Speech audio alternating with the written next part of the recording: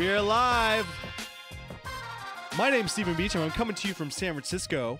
And on the Skype with me is Mr. Brian Tong, host of the Applebite Extra Crunchy podcast. What up, everybody? Welcome to the show. It is episode 82. That was a more kind of warm, casual introduction. That was Steven. a weird one, yeah. No, the it's last okay. two of them have been kind of weird, but you know. I'm okay with it. It's weird running the show. because you're in another place, so I'm used to saying we're here. I know. I'll get you hyped up next time I'm back in town. All right, everybody, welcome to the show. It is episode 82 of Applebite Extra Crunchy. This is, again, our complimentary piece to the Applebite video podcast. And the reason why we do this show, people are like, oh, people that are complaining on video about this specific show, this is an audio podcast.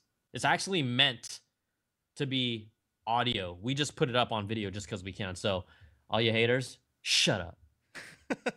Shut up. Shut up. Okay. That's not very nice of me. Let's get to the show. And again, it's all about you all. Call us, be a part of this, contribute your thoughts, your opinions, whether you agree with what we say or not, or just what you think in general. 1-800-616-2638 is the number to call.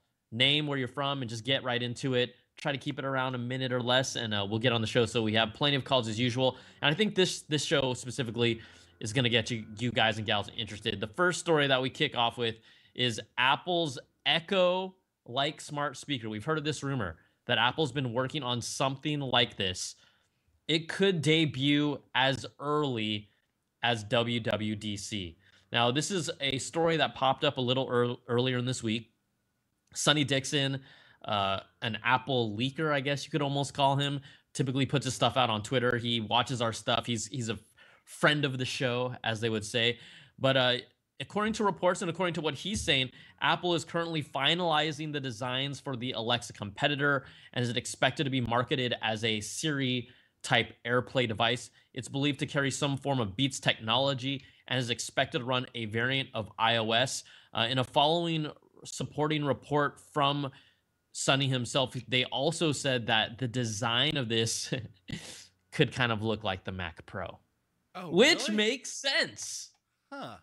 A cylinder-shaped, futuristic Apple Echo type looking, right? Doesn't that make sense though? Yeah, totally. They all kind of have a round. Everything looks like a thermos now. Like all these speakers, they all look like thermoses. It's weird. Like you can drink fluid out of them or something. I don't know. We're in the age of the cylindrical long device.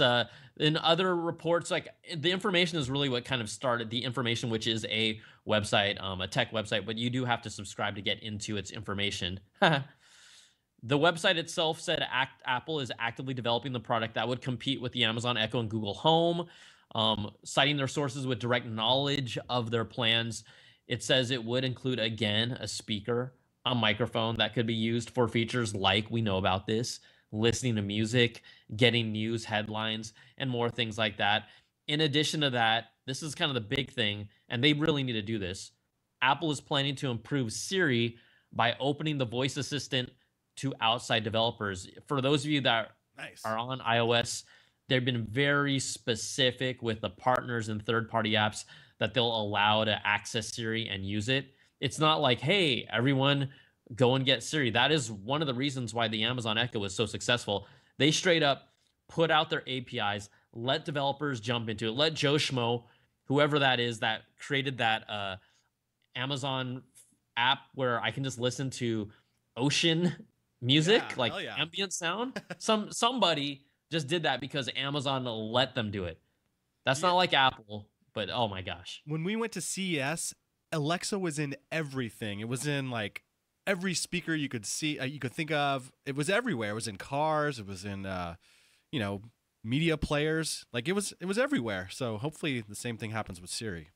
They're even doing more integration with like appliances, right? To the overlap of. Oh yeah, it was in like Siri. refrigerators. So the information report also says like Apple plans to require developers to use the tool responsibly.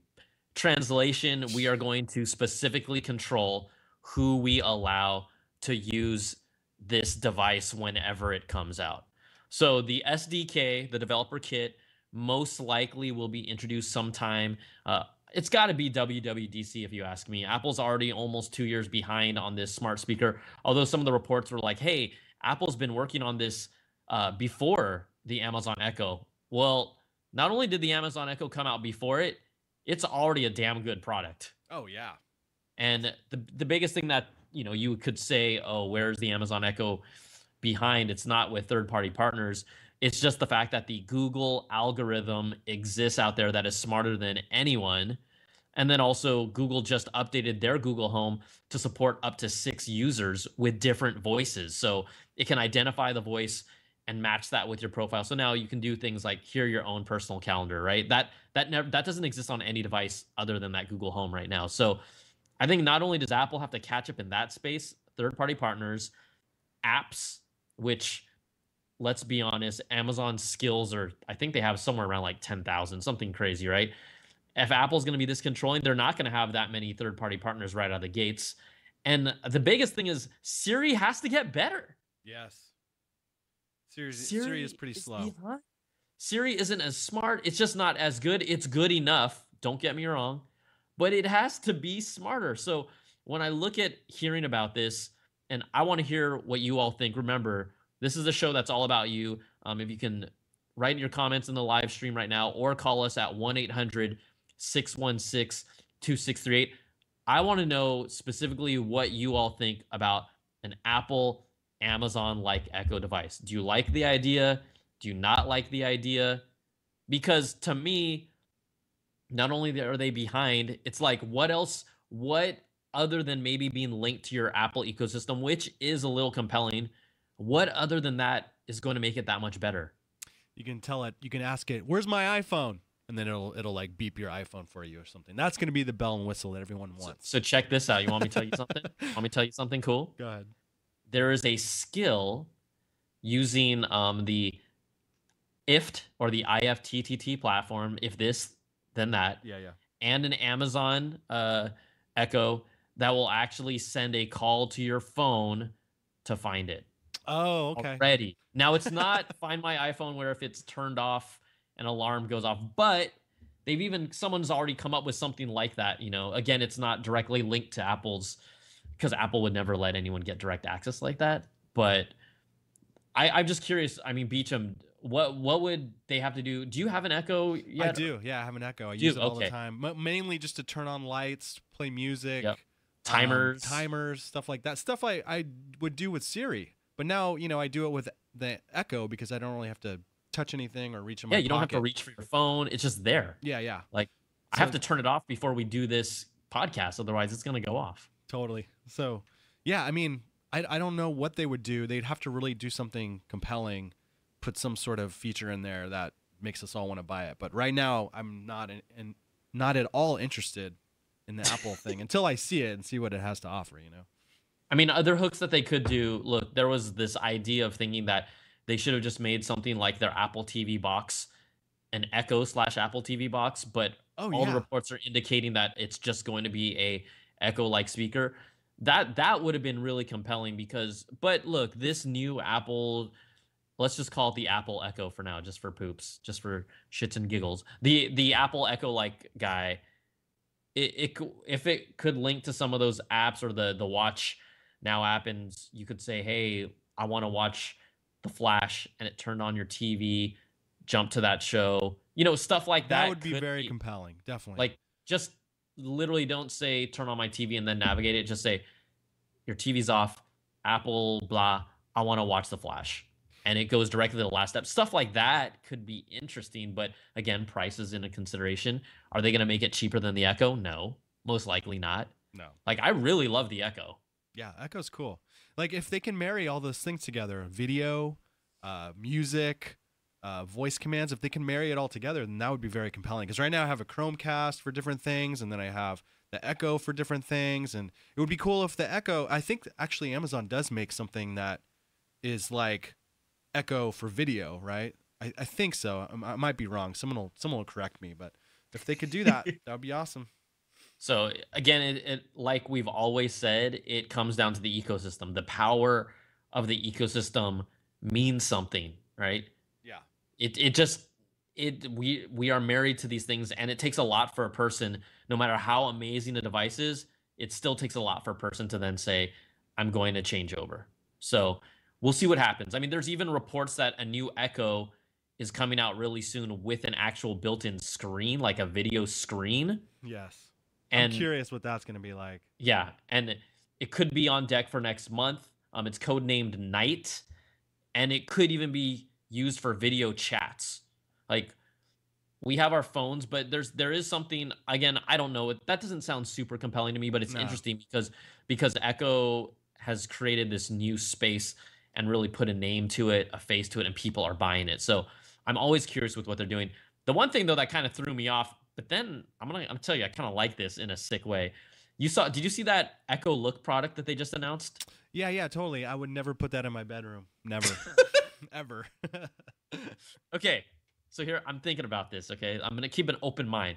So for those of you who don't know, the Echo Look is basically another iteration of their Echo platform, but it's a camera basically that has Echo all of Echo's functionality. So it has that speaker capability, but it has a full large. It's like a rectangular ovally pill shape. It stands vertical. It has a camera, and what you can do is you can stand in front of it.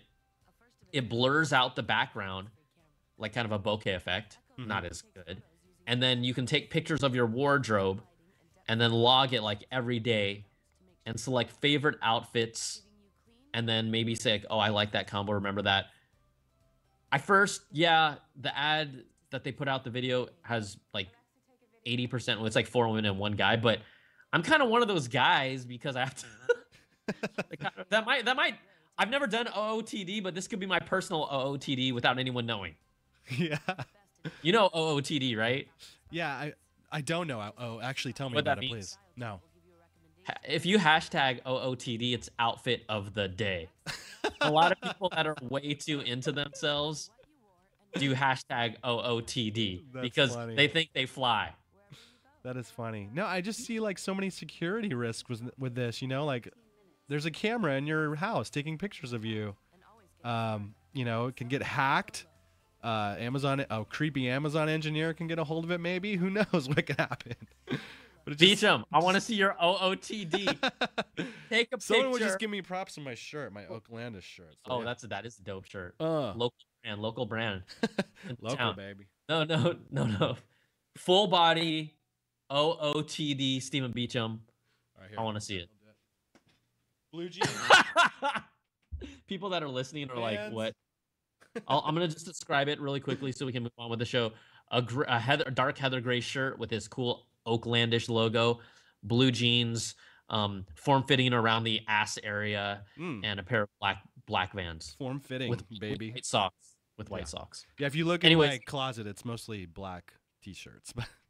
We've gone on a semi-tangent, but Echo Look is a legit product. It almost, you think it's like an April Fool's joke, but it's interesting because Amazon is so ahead of this now because they've seen how people are responding and using this. Like, they have so much more data and information than Apple does, and Apple hasn't even released anything yet. You know what I mean? Yeah. So is the Look judging? Someone was like making comments on Twitter like it was judging your outfits or something. It doesn't do anything like that. It just kind of logs what you wear, right? It logs what you wear. You can set favorites, and then also, if you want to, it has some feature that analyzes what you're wearing and makes suggestions. So I think it may be like, does judge you. Yeah, well, it's judgy. I mean, you know, let's be honest. There's some people that choose not to match their clothes in any way, shape, or form because that's actually a style. I don't know if this will work with them very well. I'm sorry, but this is just gonna like make the morning routine a little bit longer, and I'm not for that, right? I have to get 2 kids dressed, take them to school, you know, get myself dressed, take myself to work. It's already more difficult. Now I'm not gonna be taking pictures all morning, you know. You know, it's almost like we should do a different podcast about like the other stuff outside of Apple. I know, right? Teaser, maybe. I don't know. Okay. Down. Let's get on to the show. Back to Apple, back on track. Apple Cars. This picture just came out from Bloomberg. Although you may not see it, that's fine. But this is Apple's cars that they're using to do their testing for their self-driving car technology. They're using a Lexus RX 450h. That's kind of like I don't want to call it a mini SUV. It is kind of like their mini SUV. Bloomberg has photos of it because someone basically tracked the cars emerging from an Apple facility this week to identify what cars they're using. It has an array of sensors. The person that took this photo and provided it to Bloomberg, said it included a Velodyne LiDAR Inc.'s top of the range 64 channel LiDAR. It's kind of that rig that's on top. Two radars. There's camera sensors on the side of the car, one on the front. Very similar to some of the stuff that you have seen in these self-driving cars. But Apple is testing them out in the wild. An Apple spokesman declined to comment. This also comes on the heels of 2 weeks ago. The California Department of Motor Vehicles gave Apple clearance to start carrying out trials with 3 vehicles earlier this month. This is part of their Project Titan. For those of you that remember, we had talked about this a lot, but Apple was working on an autonomous car project. At first, they were trying to make deals with car makers like Volkswagen AG, BMW AG. They were clearly kind of taking a lot more than they anticipated, like a lot of car pundits really said. They're like, it's not that easy just to build a car when you have no experience whatsoever. So Apple changed their plans. Bob Mansfield, who formerly was their head of VP of hardware for a while over at Apple, came out of retirement. That's right. Yeah, they recruited him, right? Over the leadership in April of last year for the Project Titan. He's kind of refocused what they're doing. It's now looking to be developing more of an autonomous driving software platform and not an actual car. So this is something that Apple could still license out, but all reports indicate, again, no car. The physical car project is dead, and that this is all about an autonomous driving software platform. Maybe they could integrate it with the iPhone down the road. Obviously, with CarPlay, those are easy hooks. But if it exists or is built into specific car manufacturers down the road, that's obviously what they're hoping to be, right? They're trying to be the iPhone of car systems, but it's not that easy. Yeah. Especially when cars manufacturers are invested in their own platform. Again, Apple has really not done a platform where they're just software. It's very rare, typically, right? They're software and hardware. That is how they're able to marry the two and be able to give us certain things that are unique to it. But this car project is not that. It's totally different. Yeah, and I also think it ties into the story we talked about last week about the satellite internet. Like what if the Apple cars or this Apple software only talks to that satellite internet? It's like exclusive to that, That would be a huge thing, definitely a huge selling point for a lot of people, and I would be on board for sure because I love satellite radio. And satellite internet would be killer, because I don't like my phone dropping its signal everywhere I go. So. And people were quick to point out to me, they're like, "Hey, dude, satellite internet exists." I mean, I know DirecTV totally. has like satellite internet, but we're talking about the next generation of it, basically. Yeah. Beyond what exists today. So yes, y'all are right. The well actually is correct.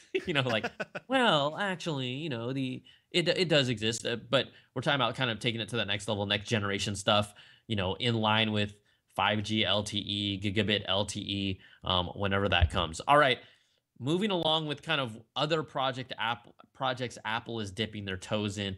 We had heard a while back that Apple is potentially working on, they have their Apple Pay platform. Tim Cook a long time ago made a quote about how, Apple Pay will replace cash in I can't remember how many years he said. Did he say 5 or 10 years? He threw out some bold thing like it's going to replace cash. Okay, we'll see. I think the funny thing about it is after he had said that, admittedly, Apple has said publicly that the adoption rate for Apple Pay has been slower than they anticipated. But what they're doing now, according to Recode, is flirting again with building their own money transfer service, which appears to be back on. Who knows what they'll call it? Some people are throwing around the term Apple Cash which seems kind of opposite because it's like, I thought you wanted to kill cash. Yeah, kill cash. Don't call it Apple Cash. No. The report says the company has recently held discussions with payments industry partners about introducing its own Venmo competitor. According to multiple sources, the service would allow iPhone owners to send money digitally to other iPhone owners. Now, they expect the new service to be announced sometime later this year. Another person cautioned that the announcement and launch date have not been set at all. This is how I look at it, right? If Apple was talking to banks even back in 2015 to get this rolling, It didn't take up. I'm sure Apple, in a way, almost wants to be their own bank, right? Like, look, there's so many competitors out there. There's PayPal, there's obviously Venmo, there's Square Cash. So I get that. And they already work with my phone. Yeah, I Like, use all three of those right, right. all the And time. I use so them all the time. Great. right now, today, for all of you listening and watching, would you stop using, would you just jump over to Apple Pay just cuz and use it primarily? Like, I think again, when you're late to the game, you have to offer something so much more compelling than what's there. And I think when I see what's happened with the iPhone, they haven't yet, maybe the iPhone 8 will be it. They haven't offered something super compelling as a, but it's because they've established a market. But this is what they used to do. They would come in later and create something really compelling. We talked about earlier an Amazon Echo like product. I don't know if they can make something super compelling from a market that's already figuring itself out. What about Apple Pay? If it's just for Apple to Apple, like iPhones to iPhones, Yeah. that that does nothing for me. When you said that, I immediately thought they're shooting themselves in the foot if they make it just iPhone to iPhone, because there's so many competitors out there. They have to make it. They have to open it up wider, for That sure. work on everything. Like, is Yeah. Apple when we've talked about like Apple losing their focus, are they trying to be a bank? Like, really? Come on. Don't be a bank. This is not your expertise. Like, you have, what is it? Something like how many hundreds of billions of dollars, right? Like, I don't, it's not hundreds of billions, but I think it's around 2 billion. $2 billion of cash they're sitting on. Don't choose to be a bank. This is not your expertise, and you're losing your core audience by doing some of this stuff sometimes. Yeah, we have plenty of banks. We don't need any more banks, especially an Apple Bank. I Like, don't know. It just seems funny. get your Macs right. Get One, your iPhone right. Get your Siri right. well, one Like, one way Apple, they could get me, if they do create an app or some sort of Apple Cash service, is if their fees are cheaper or free. Like Square, they take out a fee every time you charge a credit card. If you punch in the numbers, by hand, it takes an even bigger fee. PayPal takes a fee if you're doing, transactions with people, unless it's like friends and family or something. If Apple makes it where it's completely free all the time, then maybe that would be compelling. But then how do they make money? So exactly. it's hard. It's Right. hard. It's a hard thing to get into. Tim Cook's MO is to make money. He actually has shown us it's about making money for him specifically, not coming out with the best product out there. Yeah, I'm sorry if you guys Venmo hate is hearing free that. right now, Yeah. right? Venmo's Yeah. completely free. It's so easy too. You log into your bank account and then boom, you're set up. It's like the easiest thing. PayPal's really Yep. easy. It's getting complicated sometimes, but yeah, and PayPal's free if you do friends and family. So Yeah, and you always should choose friends and family, whether it's friends always. or family. Or Yeah, not. exactly. Always. I always tell like customers Loophole. like, yeah, You say, yeah. friends Hey, and we family, friends, we please. family. So again, I don't know how if it's going to really be different. Fine, but you make this just an Apple to Apple platform.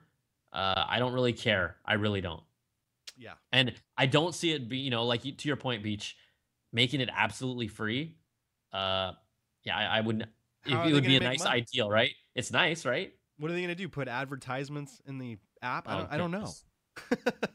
I How don't would they know make either. money? I don't understand. All right, talking about other services Apple is looking to work with or actually partnering with. This is again another report from Recode. Musically, do you know Musically, Beach? Tell me you know Musically. I don't actually know. Okay, Don't know okay, this is musically. good. This is good. Let me talk about the story a little bit. I didn't think you did only because your kids aren't that age yet, but Musically is syncing up with Apple Music in an attempt to get kind of expand its reach as a marketing partner. This is for those of you who don't have kids that are like, let me guess here, maybe like 7 to 16ish is kind of like the sweet spot because I have Yeah. nieces and nephews that are like all about this, although the older one is just kind of like over it now. That allowed you, it's actually really cool. It allowed you to create these like quick, fun music videos where you lip sync to the top songs directly from your phone, add effects, slow mo. People do things like where they're like, imagine like singing and then they open their mouth, like you're going in their mouth, and then the edit cuts and then you're somewhere else, like stuff like that. Clearly, I know way too much about this, right? I think I've But seen it's stuff fun. like this on, people Fun. post videos on Instagram. They do and like a stuff. lot of like hand tutting and motions, like while they're singing. They're like, Oh, and it's you know, like speeds them up too. I see that a yes, lot. Yeah. yes. There's even I think I put a link so you can even watch some of this while we're talking about it. Let me see if I can Apple find it. is linking up with Musically. We talked about how they let users create and share their own music videos with snippets of songs. So starting Friday, Apple Music will be one of the services that supplies the actual songs. They're still working with music distributor 7 Digital. Apple will be another partner with them, but it gives, again, Apple like this new channel for marketing. It'll promote Apple's paid service to its own users, and it will allow Apple Music subscribers to listen to full songs within the app. So it's just kind of weaving these two things together. Oh, I think that's the Apple Yeah, Music. this isn't it. I was just putting it up for musical Okay. effect. Oh, for musical effects. Yeah, Sorry about that. yeah, you know. So, anyways, there you go. Musically, 3-year-old Shanghai-based company. I mean, it exploded. I can't tell you how much my nieces would use this app. But again, Apple getting involved with them. So we'll see how that plays out. Cool, cool. In other music news, WWDC is coming around the corner, and maybe while I'm talking, Beach, you can kind of think about maybe what's one thing or a feature you want to see in iOS 11. It's kind of hard because we're getting to the point where like our phones are doing so much, but this is a report from Bloomberg's Business Week, and it was really a profile about Jimmy Iovine, one of the heads of Apple Music, kind of more on the creative side, and former record label exec who has all these relationships with all these artists.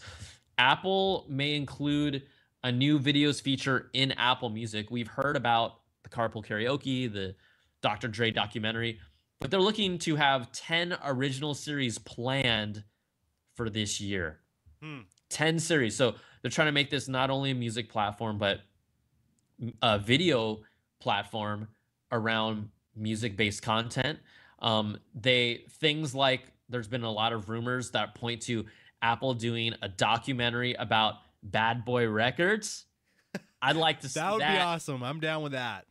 P. Diddy. Yeah, that's the first. That's the first video. That's the first show that you've mentioned that I'm interested in watching.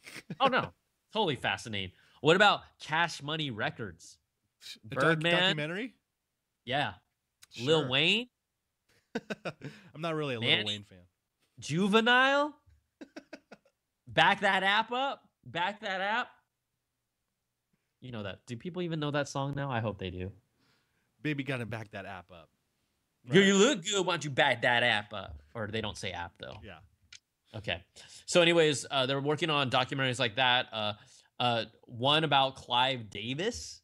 That's cool. Recently, Apple acquired the documentary rights to do this, so that looks like that's on the docket as well. I mean, P. Diddy announced that they're working on this documentary about, it's going to be called Can't Stop, Won't Stop, A Bad Boy Story. That's awesome. I'm going to watch that. Yeah, I want to see that too, man. Long term, they want to do additional content with a music focus. The report talks about partnering with J.J. Abrams, Brian Grazer, if any of you don't know, who's a sensational producer, but currently is a producer behind a couple shows, Empire, which used to be amazing. And then this new series called Genius, which is a documentary, like a 10-part series about Albert Einstein and all the things that he went through during the rise of the Nazis, and also just his relationships. It actually is pretty fascinating. I got to see a little screener of the first episode. So it's on National Geographic. So they're working with high level cream of the crop producers to create content that they hope to start rolling out by the end of the year in Apple Music. Again, it's got to be so Apple good Music, that I would though. put money down. I know. It's so weird. That still is so weird. Like, why not Apple TV? I mean, that makes sense, you know? We already argued about, we didn't argue about it, but we talked about this before, how it's just weird. Apple Music seems like a strange place to put all this content, you know? Well, I will tell you, being out here and talking to a lot of different people, there's this new wave of individual companies now looking for plays to create their own pay for on-demand channels with exclusive content behind that. And we're talking about like $5 services, right? So for any of you that are familiar with like the Nerdist stuff, right? Yeah. They have like this thing called the Alpha, which is their pay for platform. It's like $5 a month. Vimeo is getting into it to start creating exclusive content. I don't exactly know when they're going to launch it. They just made an announcement. Other companies are doing the same stuff. Like, okay, $5. So what's going to start really being interesting is not only does that content have to be amazing, but how many companies am I going to be giving $5 to I watch know, their stuff? right? Right. Like everyone's doing that right now. It It's, is out of control almost. You know. those are just a few of the companies. I mean, there's at least 10 more that I can't remember off the top of my head that are doing this kind of $5 SVOD. Oh, there's the Comic Con HQ is another one of those. So there's a lot of people that are trying to figure out. But again, Comic Con HQ has this like show with Mark Hamill, Luke Skywalker, hanging out with like super fanboys. But I'm not going to pay $5 a month to watch that. No way. No way. I'm just not there yet. It has to be ridiculously good. So Apple putting all this content behind Apple Music, an interesting move. We'll see how it goes. But at the same time, Apple's subscriber growth, I think I think it was around, did they hit the 20 million mark? Or I know they were at least at 15. I don't know that. And they're still trailing a lot behind by Spotify. Spotify has something around 50 to 60 the last time I'm just taking this off the top of my head from what I remember. So, but they're trying to make it happen. And if you're a subscriber, if this is what keeps you locked in, and maybe they're making enough revenue from their subscriber base already, and with their projections, they're like, you know what, whether or not we get new ones or not, we're making a lot of money to make this more compelling. I could actually see how that supports that. Yeah, totally. Also, So if they do like exclusive performances or something, like Tidal's doing that too. I see Tidal's like launching concert performances on their site. That would probably help a lot too. But who knows what they're gonna do? yeah, it's always exciting times in the tech space where there's so many different, disruptive things that are going on. Disruptors. There's so many disruptors. Like you don't know how it's going to play out, but everyone's trying to corner these spots. So I just think it's pretty fascinating. Okay, Beach, did you if there is there one feature in iOS 11, this next iOS, that you hope they would do, or maybe something that you hope that they do better? I'm just even saying just one. Yeah, I mean, just I've said it probably 50 times on this podcast, but just make iTunes work in landscape. Apple Music work in landscape so mode. good. I mean, That is it's so like the good. simplest thing they could do, and it would solve a lot of problems for so me. good. That's one thing I want. Even the phone itself now has speakers on both ends for a more stereo effect. Like, shouldn't we be able to navigate our music collection in landscape, especially because of that now? Yes, please, please. That's all I'm asking for, Apple. I mean, everything else is great. I use my phone. I have no problems with it. I just, when I'm at the gym, I can't turn my phone side, or I put it sideways, but nothing, it doesn't tilt or anything. So Shot in the dark. Very annoying. Shot in the dark SA on Periscope is asking for iTunes VR. How would that work? I don't want to know. Oh, hey, you know what? You know what iTunes VR is going to be? Is put on a headset and look, and we'll just play the visualizer Yeah. in 3D for you. That's what iTunes VR is going to be. Hell yeah. Be all like acid trip, maybe. Yeah. All right. One other story, kind of before we get to the calls. This is a story. You know what? Give me a second, because I actually have to look it up, because I accidentally closed it. Oops. You know how people do that. But this is a story we know about the antenna issues that Apple had with the iPhone 7. I jumped on that really early because I felt right when I started using my phone, the antenna just didn't work nearly as well as my iPhone 6s. And then we started hearing the stories about how there were two different antennas in the iPhone 7s.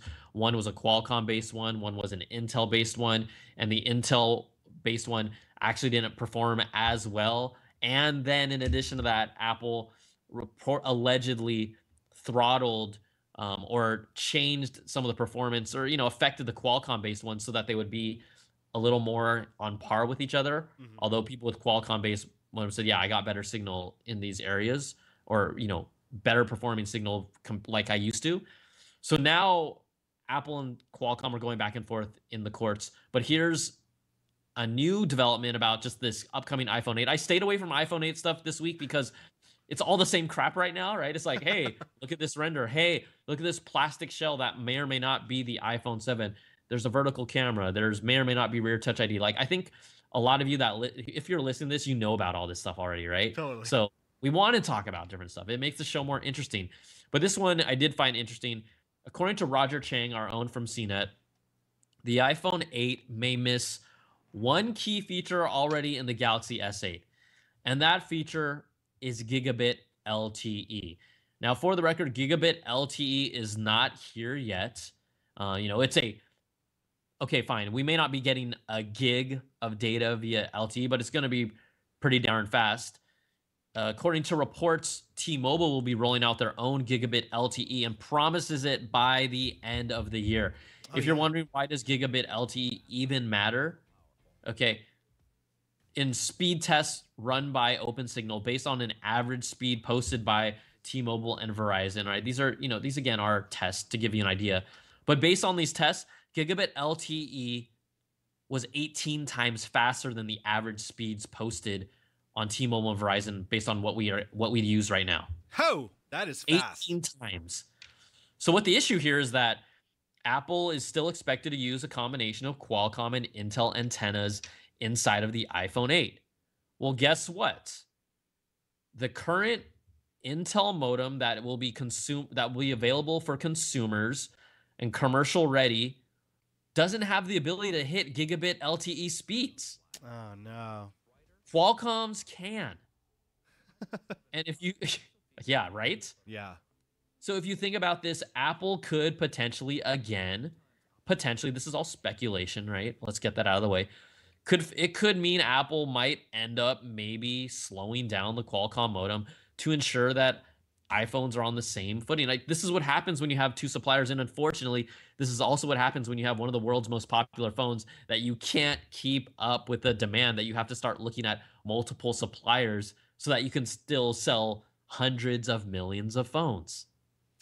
Yeah, I mean, they've done it once before. They're probably going to do it again. That's what I would think of, is, are they actually repeating history? I think another thing about this is, if this iPhone is going to be the next like flagship iPhone, right? The iPhone 8, like their 10th anniversary badass phone, and then it literally doesn't have, and we've seen this in other phones, don't get me wrong. When the first iPhone came out, it didn't have 3G. 3G was actually readily available. It had 2G on the original iPhone. Gigabit LTE, not on this iPhone 10th anniversary, but it will be flipped on Switch. It feels like kind of almost like deja vu, right? Yeah, yeah. And they have proven that they did this before with the iPhone 7. So I honestly, if it takes them time, or maybe this is an issue that time won't fix itself, because if they're using Intel modems, they're using Intel modems alongside Qualcomm modems. It's kind of something that people can point out. Like, your phone is literally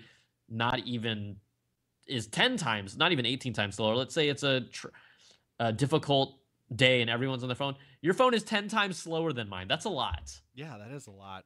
And And they're basically throttling themselves, right? I always complain about AT&T throttling me after I get to like 20 gigs of data since I'm a grandfathered unlimited data guy. But now I'm going to complain that Apple's throttling the phone, their own phone. Yep. It's basically the same thing, right? Am I wrong? No, it is ish. It's ish. Also, yeah. I mean, also Samsung's Galaxy S8, the chip inside it, their Snapdragon 835 processor, and the modem that they're using hits gigabit LTE speed. So arguably the top rival phone that is out today will have gigabit LTE support. And that's, to me, that's a big deal. You don't want that. You want to be on the equal, you want to be on this, you want to have the same, at least, specs in general, but will they still sell tens of millions, hundreds of millions? Most likely, yes. But I think it's important when Apple is trying to play a lot of catch up, and more every year, it feels like they're behind. They need to stop being perceived that way. Totally. Like you're saying, they need to stop being perceived that way. Someone in the chat room, Everin Malpica, just said, Apple is always, in caps, behind. So that's their perception now, Yeah, it is. So there you go. We'll see how it all plays out. But I thought that was a story, iPhone story we're talking about. Definitely. All right. Do you want to go check out who gave us a call on the phones? Do you want to do the last story? Just because I had something queued up. Oh, you did? The Marvel. You want me to talk about it? Yeah, go ahead. Why not? Okay. All right. So check this out. Wow, Beecham's like, more content. This just yesterday, I got fired up about this, and I should have brought it over here. But Apple, on Apple's iOS, this works for iPhone and iPad. They released this new app. It's called Marvel Color Your Own. Okay. Yeah. Why is this important? I'm a fan of the iPad Pro. I'm that dude that wants to use the iPad Pro. There's adult coloring books, not like My wife porno. uses those now. Yeah, but they're actually like, really good to relax your mind and things of that nature. Yeah, That's that's what they do, right? totally. So I've been for the longest time, I'm like, come on, like Marvel and DC put out adult coloring books where I can color in the actual comics. Because again, I got the iPad Pro because I freaking read comics all the time, every week, right? I have a rotation. I want to be able to like be at the airport and be like, oh, hey Star Lord, like I like your jacket like this, or like, oh hey Deadpool, what would you look like with yellow highlights? Like stupid stuff like that. Well, they put out this app now. That's awesome, Marvel dude. Color Your Own. It's straight up adult coloring book. I got to get this for my kids. And for They will kids. freak out coloring Okay. Iron Man and stuff. But you have to have the Apple Pen, right? No. You can use I believe it works with iPhone though. Also. Oh, it does. So Cool. yeah, it works on the iPhone. So here's the catch, because like all things are a catch.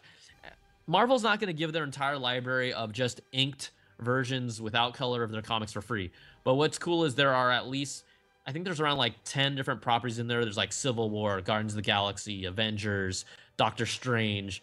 And they give you at least 2 pages that you can color in. And again, these are going to take you hours if you really want to do them right. If your kid's just going to play with them, they can.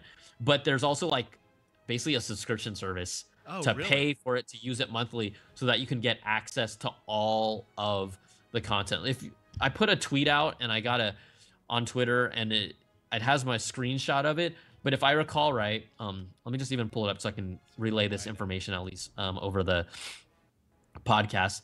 So in this service, you can, there are, again, like there's a couple that are free for each of those comics, but it's called Ultimate Access feature. You have a free 7-day trial, other than just coloring the ones that they made available. It'll put like some watermark on it, but if you really want it to be your own, it's $7.99 a month. Oh God, that's another another thing. That's a lot, man. And then here, click on the middle, on the right hand side. There's 3 images. Click on that one more down. Oh, okay. Go to the next one. Here you go. $7.99 a month if you want to use it for the entire year and unlock all the pages to color. Like it's pretty amazing, but it's $39.99 a year, and that's 50% off.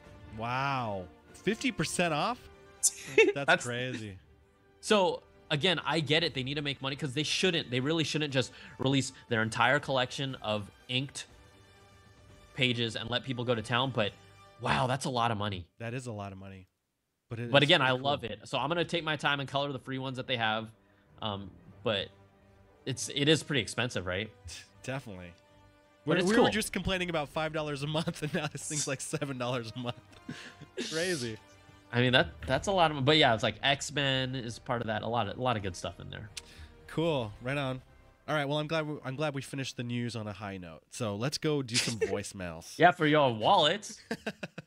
Okay, here we go. Let me get my voicemail system set up here. Number 1 call. Thanks for calling. Let me turn off this. Hang on a second. I had the Marvel theme going, and now it's Jungle Book. Jamming. I don't know how that We're just happened. jamming. Here we go. Yo, Brian, what's up with the 12-inch MacBook? They usually come out March, April. No update this year. What's the deal, man? I like how he says it like it's you, man. Like, what did you do, Brian?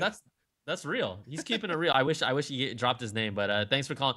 You know what? The MacBook is like a product that is like their sleekest, sexiest device, but it just doesn't have enough power. And I think because they put so much, again, when Apple has too much attention on so many other things, they put all their attention on the Touch Bar MacBook Pros. That's right. All they did for the past 2 years or so. And that's why, and the MacBook isn't a top seller, but it's their sleekest, sexy design. It is expensive because it's like their design. I remember the MacBook Air, which was kind of the MacBook that you see now before it came out, right? It was the super sleek one that was below an iBook and a MacBook Pro. And it took 2 years for it to actually have enough speed to compete with some of the others, and that's when I bought it. I see it the same way with this MacBook, just a beautiful proof of concept piece. They know that Apple loyalists will buy it. It is ultra light, it is ultra sexy, it is functional, but it just doesn't have enough power to hang as like a hardcore multimedia type machine. It's just really like an expensive entry-level MacBook. That's you know what I mean, just based on design. So I do expect them to update it. Normally it's around actually more like the August, September timeframe. So hopefully we see something with that. It's just going to be most likely just new processors and whatnot. But I do not expect to see them putting a touch bar in the MacBook, just the size of it. They're not going to be able to keep it that thin. So just stay posted. If you have one already and you wanted a new one, I can understand why you might be frustrated, but I don't think they've updated it for feels like a year and a half or so. I should double check that, but we will we'll find that out. We'll get to the next call and see if I can find it while we're listening. All right, next call. Here we go. Hey, Brian and Steven. This is Alice from Colorado, and I wanted to piggyback on Brian's comments about iWorks. I wrote my entire dissertation in Pages because at the time, Office for Mac didn't render the right-to-left scripts correctly. Pages 09 wasn't great with right-to-left scripts like Arabic, but it was more than functional compared to Office for Mac. The Pages 6.0 update a few years ago drastically improved that functionality, and as a result, I stuck to iWorks even though Microsoft on Mac is getting better with the right-to-left scripts. Okay, take care. Thanks, guys. Cool. Legit. See, this is why. Okay, so I think I kind of started a storm because when I said like who uses Pages, like people definitely let me know that they use Pages, but they were cool about it, and you know, because I'm on it, I want to know. So that was an awesome call, using it for your dissertation. I had another writer, and his name was Sam Sokol. And he has a verified check on his name too, but he's like, I use Pages all the time. Plenty of you told me that, but I thought it was interesting because you never hear about Pages, but like I think I almost like poked the bear or something. Like everyone's like, dude, I use Pages. So I'm going to hold back because I don't use it. I shouldn't be judgmental about it. And I'm not. I'm just always curious, like, who actually uses Pages, because I'm always just using Google Docs or Microsoft Word. But those are legit reasons, and I'm glad people are using it. That's cool. And it's better that it's free now. Yeah, and a big reason why we use Google Docs too is because it's tied into our work email. So we're kind of like almost forced to use it, you know. That's super true. That's super true. So yeah, we're not being judgy, all right? Judgy. Judgy. Okay, we have one more call. Cord cutter update. Homie in Alameda, my neighborhood. Here we go. Hey, this is Nick from Alameda. Hey, I just want to give you a cord cutter update. DirecTV Now has gone and pushed back two features that they had discontinued for a couple months. One is a rewind feature on certain channels for shows. So if you missed a movie or you're catching the tail end of it, you could hit a button and it'll take you back to the beginning of that movie, which is awesome. Definitely worth its weight in gold. And then the other one is a 72-hour rewind feature for some channels. So let's say it's Friday and you missed the episode of your show that happened on Wednesday. You can rewind that channel all the way to that day and time and then watch the TV show. So, hey, thanks a bunch. Just figured I'd give you that update. And the last podcast that I was on, me and my wife got a kick out of how you guys called me out for Mickey and the Roadster Racers. But I was going off of the premise that you guys had, or Steve had children. So, I was just throwing somebody a bone. But it was all in good fun. Talk to you later. Bye. Yeah. What was the cool. Mickey what racers? Mickey's Roadster Racers, man. He had to get it out. Can you say Mickey Roasters Racers 5 times really fast? Do it right now. Mickey's Roaster Racers. Mickey's Roaster Racers. No, I can't do it. No, you can't. I didn't think so. That's hard to do. I wanted to throw out there. Just a quick follow-up on some of the calls. The last time they updated the MacBook was just a little bit over a year ago. So they're actually kind of on track with that. It's around like 370 days or so. So I just want to let people know that. Cool. Yeah. And also, because of my judgy on Apple's Pages, I will accept a bad apple. Bad apple, Brian. Bad apple. Hey, when he was talking about the rewind at the beginning of your show, I guess DirecTV, there's a lot of products have that. Amazon has that, but the 72-hour saving all of your favorite channels in the cloud or something for 72 hours, that's pretty cool. I've not heard of that before. The thing is with the AT&T service, though, although that is cool for the Direct Now service, look, I use PlayStation View, and it keeps shows that you missed that you DVR'd up to a month. Oh, wow. and it's in the cloud. But what he was saying, it just sounded like it's an automatic thing. Like it just saves the last 72 hours Of like the last thing you were watching. Yeah, it seems kind of That's neat. cool. It's just like a backup, like an automatic cool. backup kind of thing. That's kind of neat. I mean, it's so layered that it's hard to just do one that's simple. But I should do a comparison about like all 4 services. It's just like that'd be like a 20-minute video. No one's gonna. People don't even watch. People don't even watch this for 5 minutes. Some people, a couple people do. I know. There's a good amount. All right, so I think we're good, Beach. That's it. Yeah. Thank you. That's gonna wrap it up. All right, Yes. thanks so much, everybody. Again, be a part of the show. Call us. Call me. We do want to hear what you think about that Apple Echo stuff, though. 1-800-616-2638. Let us know where you're from. Tell it how it is. Have a great weekend. Be safe. Beecham, you want to say goodbye? Yes. Thank you all for watching. Have a great weekend, and we will see you next week. Peace. See y'all.